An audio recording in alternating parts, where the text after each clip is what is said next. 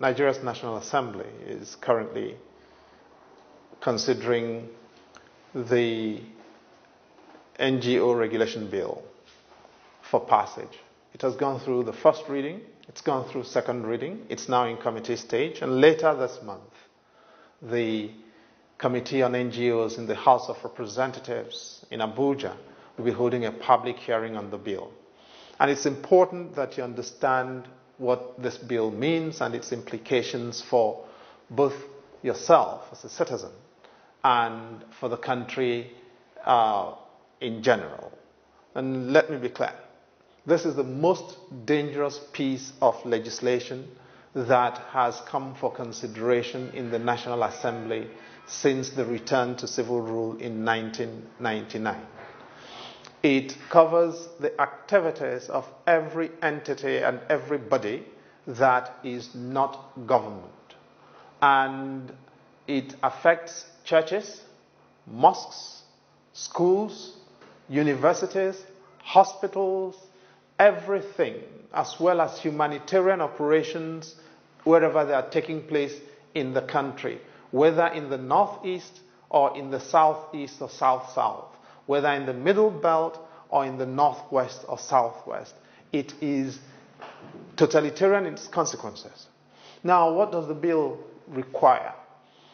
Basically, all resources, all funds, everything that are collected or liable to be collected and made available to service communities, individuals in need in this country will be subject to Abuja.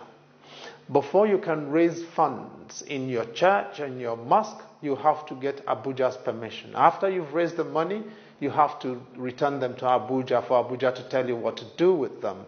And when you've done that, only Abuja can help you to do your audits. Nobody can operate anything without clearance from Abuja. It's worse than a totalitarian piece of legislation. For the old mamas and old papas doing isusu in the village, that is revolving credit.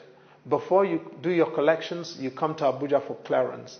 After you've done your collections, before you share the money or rotate the collections amongst the beneficiaries, you come to Abuja for clearance. Ahmadiyya movement will have to come to Abuja for clearance. NASFAT will come to Abuja to do anything.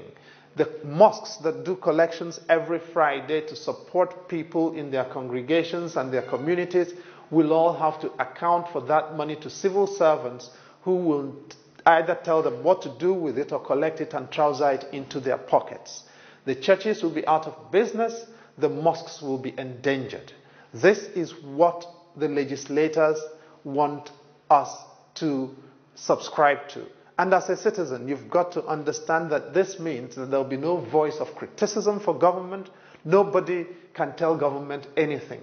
What this body proposes to do, what government is proposing with this bill, is that after it has been passed, everybody organizing in Nigeria under any form, students, All Students Association, Reverend sisters in convents, Reverend fathers and pastors, wherever they may be, imams, alfas, and everybody, you will have to apply to Abuja for them to register you to operate. If they agree to register, they can refuse to register you, in which case you cannot do anything. Now, if they agree to register you, however, you will have to only hold that license for 2 years. After those 2 years, you will have to apply for them to renew your license.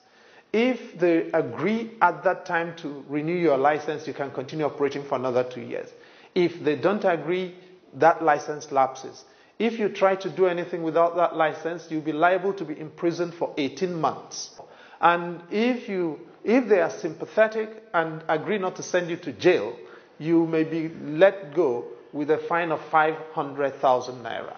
The civil servants will collect this money in the name of the politicians. It will be used to fire up political power that will not be accountable to any one of us.